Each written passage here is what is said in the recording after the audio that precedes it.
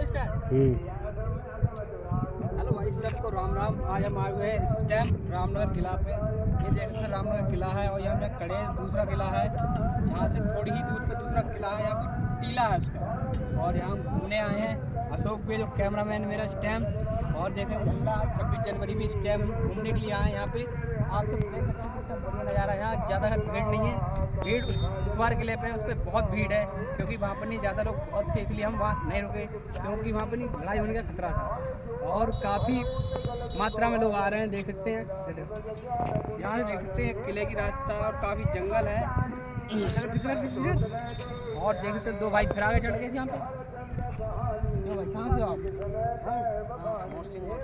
मोट सिंह गोटिया। नाम क्या आपका?